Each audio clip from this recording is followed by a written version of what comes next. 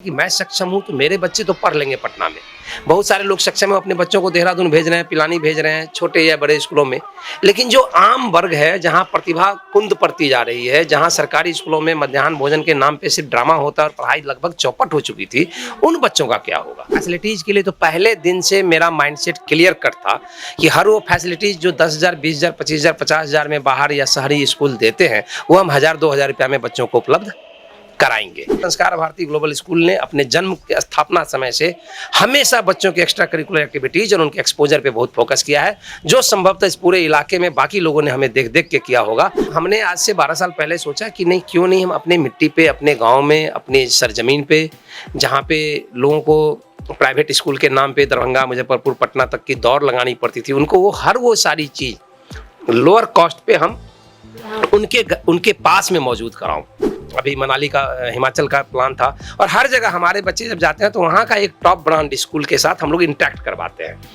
हमारे भी बच्चे जाके अपने आप को प्रेजेंट करते हैं, उनके बच्चे भी अपने आप को रिप्रेजेंट करते हैं। और अमूमन मतलब अपने मुंह से नहीं बोलना चाहिए, लेकिन हमारा इतिहास गवाह रहा है कि हर जगह जाके हमारे बच्चे ने झंडा फहराया। बच्चों की चमक और बच्चों का वो देख के जब यहाँ आत्मा को संतुष्टि मिलती है ना, वो सबसे बड़ी चीज़ है। जितना सपना मेरा है कि हमारे बेसिक बच्चे या हमारे जो छोटे छोटे बच्चे हैं जो अपने जीवन में आगे बढ़ें, उतना ही बड़ा सपना मेरा संस्कार भारती ग्लोबल स्कूल के साथ है या संस्कार भारती के साथ है कि एक ऐसा कैंपस, एक छत के नीचे हजारों लोग काम कर रहे होंगे और लाखों बच्चे 5 से 10 साल में अपना कैरियर सेट करके निकल रहे होंगे, वो भी विथ क्वालिटी एजुकेशन। मेरा एक सपना है कि बहुत जल्द वो समय आ रहा है कि हमारे ही बच्चे, हमारे पढ़ाए हुए बच्चे, हमारे शेपिंग किए हुए बच्चे चीफ गेस्ट बन के यहाँ आए और हमारे बच्चों को बताए कि हम यहाँ से पढ़ के अगर वहाँ जा सकते हैं तो everybody can do it. Education एक ऐसा औजार है बच्चों के लिए जिससे वो अपने आगे के भविष्य को संवारते हैं, निखारते हैं। और आज हम एक ऐसे शख्स के साथ मौजूद हैं जो इस पूरे मंदिर को चलाते हैं, शिक्षा के मंदिर को, और इस पर क्या देखना चाहते हैं उस पर भी बात करेंगे कि किस सोच से उन्होंने स्कूल को स्टार्ट किया। लेकिन उससे पहले प्राइवेट संस्थान चलाना कितना ज़्यादा मुश्किल है, क्योंकि अगर हम एक पेरेंट्स के पॉइंट ऑफ व्यू से बात करें तो उनका एलिगेशन ये होता है कि अरे बच्चों को आजकल प्राइवेट में पढ़ाना बहुत ज़्यादा एक्सपेंसिव हो चुका है, हमें फ़ी देनी पड़ती है, मोटी रकम भरनी पड़ती है, और सरकारी स्कूलों में ये नहीं होता है अमूमन। लेकिन आपको क्या लगता है कि क्यों प्राइवेट स्कूल पैसा लेती है, और अगर पैसा लेती है तो इन रिटर्न्स क्या देती है? दो बातें हैं, प्राइवेट स्कूल या प्राइवेट इंस्टीट्यूशंस या प्राइवेट कॉलेज जो भी पूरे भारतवर्ष में, पूरे विश्व में फैली होती है, उसमें एक चीज़ ये देखना होता है कि वो स्कूल और कॉलेज है कहाँ पे, उसका बेस पॉइंट क्या है। तो जो जहाँ पे हम लोग हैं, ये जो फुलपरास नाम है, ये एक बिल्कुल रिमोट एरिया है। यहाँ पर जो आर्थिक विषमता है पेरेंट्स की, अमूमन देखोगे कि आप बड़े बड़े जगहों पे, जो बड़े मेट्रो सिटीज़ में स्कूल होते हैं, वहाँ पे ऑलमोस्ट पेरेंट्स का लेवल एक होता है, बच्चों का लेवल ऑलमोस्ट एक होता है। लेकिन यहाँ पे कोई ड्राइवर का बेटा है, कोई छोटे बर्तन दुकानदार का बेटा है, कोई बड़े टीचर का बेटा है, कोई बड़े बिजनेसमैन का भी बेटा है। मतलब हर तरीके के लोगों को एक ऑप्शन मिलता है कि आप प्राइवेट स्कूल में जाएं। और चूँकि प्राइवेट स्कूल का कॉन्सेप्ट ही इसीलिए आया चूँकि सरकारी स्कूलों में व्यवस्थाएं धीरे धीरे बिगड़ती चली गई। वो एक अलग बात है कि जब सरकारी स्कूलों में भी अच्छी पढ़ाई होती थी तो भी बरसों से, सैकड़ों सालों से बहुत सारे प्राइवेट स्कूल चलते आए थे, बड़े कुलीन वर्ग के लिए, जिसको लोग कुलीन वर्ग बोलते हैं। फिलहाल इस रिमोट इलाके में जो संसाधन जुटाने की चुनौतियों के बीच में प्राइवेट स्कूल को खोलना काफ़ी टफ चैलेंज था। और यहाँ पे सबसे बड़ी समस्या वही आती है कि एक तो भौगोलिक विषमता और आर्थिक विषमताओं के बीच में से हमारे पेरेंट्स और बच्चे आते हैं, जिनका सोशल माहौल या उनके घरों का माहौल या उनके फैमिलीज का माहौल बहुत ज़्यादा अप टू मार्क्स नहीं होता है। उसके बीच में से भी लेकिन प्रतिभा तो है, बच्चे तो भगवान की देन है और उनके बीच प्रतिभा थी। तो हमने आज से 12 साल पहले सोचा कि नहीं, क्यों नहीं हम अपने मिट्टी पे, अपने गाँव में, अपनी सरजमीन पे, जहाँ पे लोगों को प्राइवेट स्कूल के नाम पे दरभंगा, मुजफ्फरपुर, पटना तक की दौड़ लगानी पड़ती थी, उनको वो सारी चीज़ लोअर कॉस्ट पे हम उनके पास में मौजूद कराऊं। और जहाँ तक कॉस्टिंग की बात है निशा जी, तो उसमें होता क्या है कि प्राइवेट स्कूल कोई सरकारी फंड तो मिलता नहीं। दो तरीके के स्कूल होते हैं, क्रिश्चियन स्कूल होते हैं जिनको बहुत तरह के फंड होते हैं। मैनिटीज स्कूल में क्या होता है कि उनका कोई बहुत सारा फंडिंग होता है। यहाँ जो हमारे पेरेंट्स होते हैं उनसे जो रुपए लिए जाते हैं या उनसे जो पैसे लिए जाते हैं, फी तय समय पे वो दे या तय समय पे ना दें, वो तो हमारी सामाजिकता के नाते चीज़ें चलती रहती है। लेकिन उन्हीं पैसों का 80% भाग उन बच्चों के डेवलपमेंट में खर्च किया जाता है, और जो 20% पैसे होते हैं वो संस्थान के डेवलपमेंट पे खर्च किया जाता है। बहुत ज़्यादा ये फ्रूटफुल प्रोफेशन या इसको व्यवसाय के तौर पे देखना, तो ये तो समाज में एक मानसिकता हो गई है कि हर चीज़ को आप बिजनेस के तौर पे देखो। तो ये उनकी सोच हो सकती है। बस मैं इतना ही कहूँगा कि हम लोग यहाँ कुछ बहुत ज़्यादा ऐसा नहीं कि यहाँ के बच्चों को निचोड़ने या पेरेंट्स को निचोड़ने आए हैं। हम लोग यहाँ, हमारा एक फंडा ये we shape global mind Indian souls. हम ये आए थे, हम बार बार ये देख रहे थे कि मैं सक्षम हूँ तो मेरे बच्चे तो पढ़ लेंगे पटना में। बहुत सारे लोग सक्षम है, अपने बच्चों को देहरादून भेज रहे हैं, पिलानी भेज रहे हैं, छोटे या बड़े स्कूलों में। लेकिन जो आम वर्ग है, जहाँ प्रतिभा कुंद पड़ती जा रही है, जहाँ सरकारी स्कूलों में मध्याह्न भोजन के नाम पे सिर्फ ड्रामा होता है और पढ़ाई लगभग चौपट हो चुकी थी, उन बच्चों का क्या होगा? तो उनके लिए लिटिल कॉस्ट पे, ऑलमोस्ट आप ये समझ लो कि नो प्रॉफिट नो लॉस पे, अगर वो भी तय समय पे हो तो, और अगर तय समय पे नहीं दे रहे हो तो जान पे खेल के अपना सर्वस्व न्यौछावर करके बच्चों तक हर वो फैसिलिटी उपलब्ध कराना जिससे कि उनकी शेपिंग हो सके प्रॉपरली, ताकि वो आने वाले समय में जो प्रैक्टिकल चैलेंजेज उनको झेलनी पड़ती है हायर क्लासेज में या करियर में, उन चीज़ों के लिए उन बच्चों को प्रिपेयर किया जा सके। और संभवतः हमने ऐसा किया है। बिहार का मधुबनी जिला और जगह है फुलपरास। स्कूल का नाम है Sanskar Bharati global school. Sir, being a director, आपने जब स्कूल को शुरू किया, सबसे पहले तो किस साल में शुरू किया? क्या सोच का कोई परसेप्शन होगा स्टार्ट करने का? और दूसरा ये कि आप कैसे स्कूल को और सारे जो प्राइवेट स्कूल्स हैं यहाँ पे, और भी बहुत सारे होंगे, उनसे अलग देखते हैं? क्या फैसिलिटी यहाँ पे, मतलब किस तरह की फैकल्टी हैं, और अलग हमने लैब्स भी जा करके देखे हैं, उसमें आप कैसे मैनेज करते हैं इन सब चीज़ों को करने? जहाँ तक परसेप्शन की बात है वो तो मैंने पहले ही बता दिया कि इस रिमोट में क्यों खोला, तो उसके पीछे रीजन यही था कि चूंकि मैं कैपेबल हूँ या हमारे लिटिल बिट 10-5% लोग कैपेबल हैं तो अपने बच्चों को कहीं भी भेज देंगे, लेकिन मास बच्चों का क्या होगा, तो उसकी वजह से मैंने यहाँ खोला। और फैसिलिटीज के लिए तो पहले दिन से मेरा माइंडसेट क्लियर कट था कि हर वो फैसिलिटीज जो 10,000, 20,000, 25,000, 50,000 में बाहर या शहरी स्कूल देते हैं, वो हम 1,000-2,000 रुपया में बच्चों को उपलब्ध कराएंगे। तो ये चीज़ क्लियर थी। और नतीजा के तौर पे ये हुआ कि स्टार्टिंग पीरियड से हमने computer labs, science labs, physics lab, chemistry labs, और सबसे बड़ी बात कि जितनी ध्यान हमने एकेडमिक एक्टिविटी पे रखी, उसके समतुल्य, लगभग उससे ज़्यादा ध्यान हमने हमेशा अपने बच्चों के एक्स्ट्रा करिकुलर एक्टिविटीज़ पे लगाया कि बच्चे वोकल कैसे होंगे।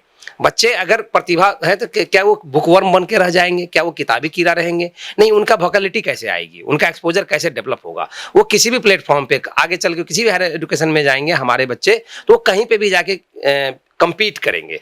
और कई दफ़े हमने अपने स्कूल में एजुकेशनल टूर्स स्टार्ट किए, जिस टूर के तहत बच्चे अभी तक, ये 2-3 साल का कोरोना कोविड पीरियड को अगर आप छोड़ दो, तो अभी तक हमारे बच्चे मुंबई, सिलवासा, गोवा, दमन, राजस्थान, दिल्ली, हरियाणा, बंगाल, तो 2-3 बार मेरे बच्चे जा चुके हैं। अभी मनाली का, हिमाचल का प्लान था। और हर जगह हमारे बच्चे जब जाते हैं तो वहाँ का एक टॉप ब्रांड स्कूल के साथ हम लोग इंटरेक्ट करवाते हैं। हमारे भी बच्चे जाके अपने आप को प्रेजेंट करते हैं, उनके बच्चे भी अपने आप को रिप्रेजेंट करते हैं। और अमूमन मतलब अपने मुंह से नहीं बोलना चाहिए, लेकिन हमारा इतिहास गवाह रहा है कि हर जगह जाके हमारे बच्चे ने झंडा फहराया।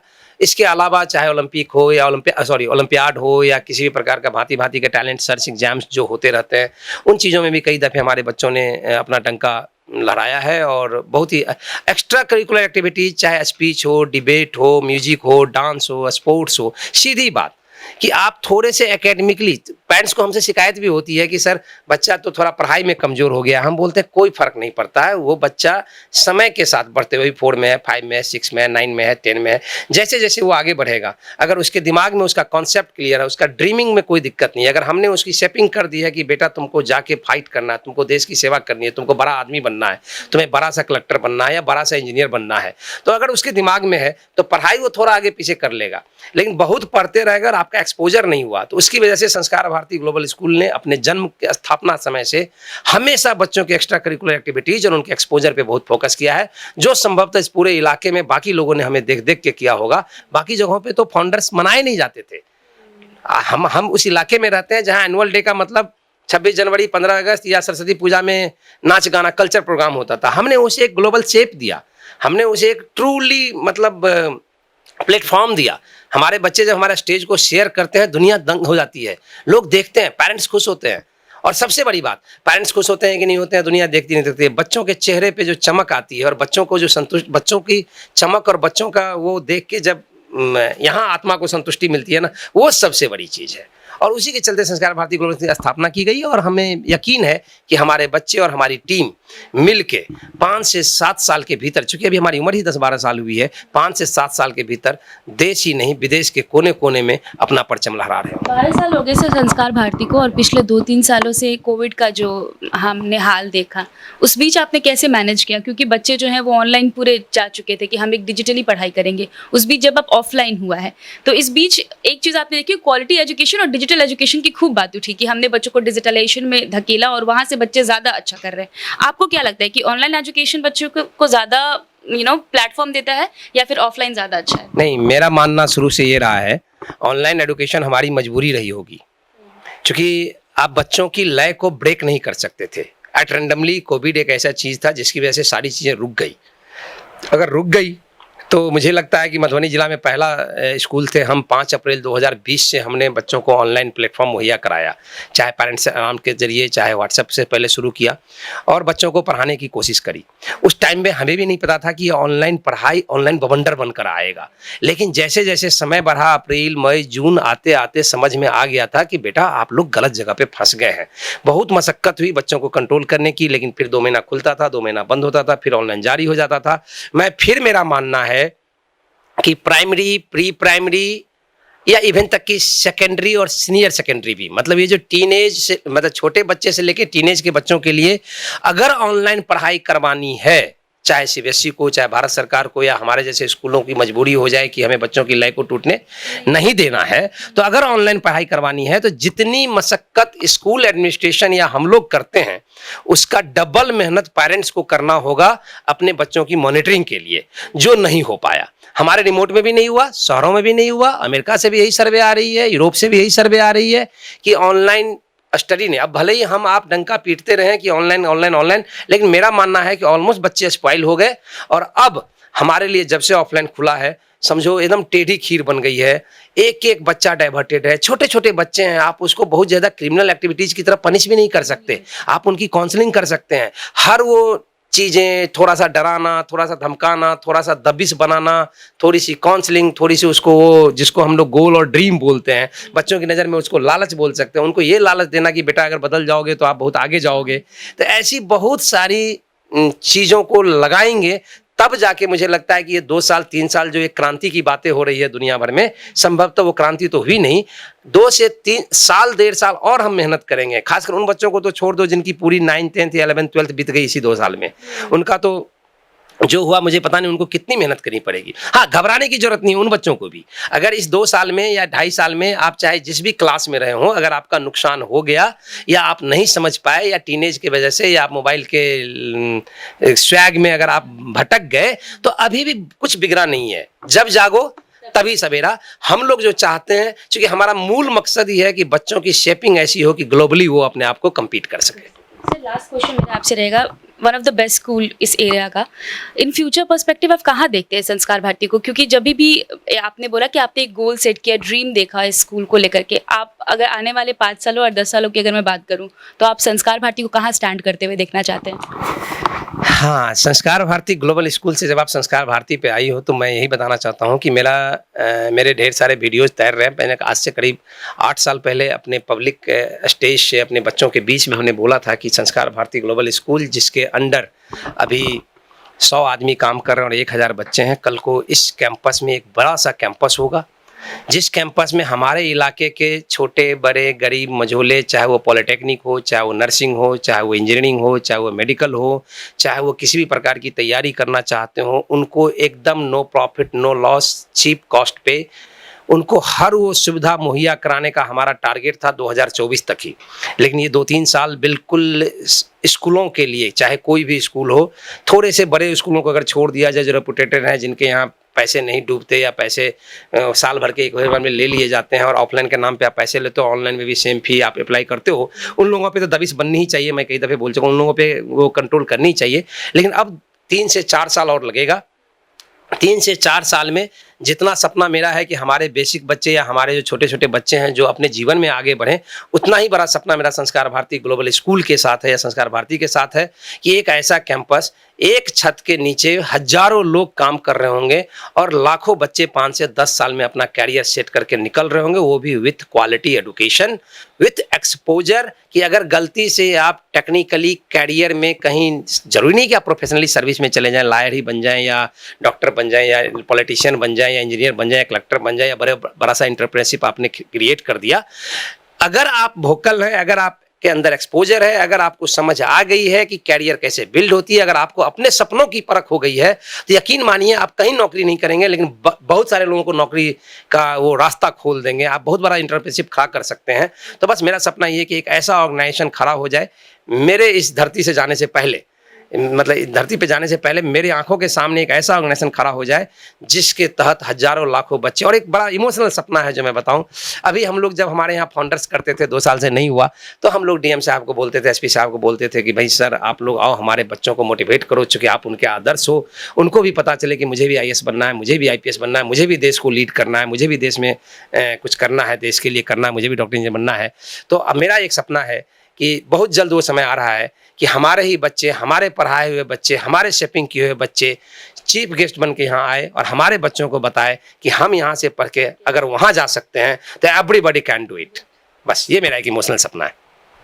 तो हमारे साथ डॉक्टर विजय रंजन सर थे, जिन्होंने स्कूल की स्थापना बहुत बड़े सपने के साथ की है, और जिस तरीके से हमने जाकर के स्कूल को देखा है और जाना है, समझा है, यहाँ पर बच्चों को क्वालिटी एजुकेशन मिलती है, टीचर्स उनके पीछे होते हैं, और जितनी भी चीज़ें हमने यहाँ पे देखा है, एक बोलते एक तरीके से ऑब्जर्व किया है, वो बहुत ही बेहतरीन है, खास करके ऐसे ग्रामीण इलाके में।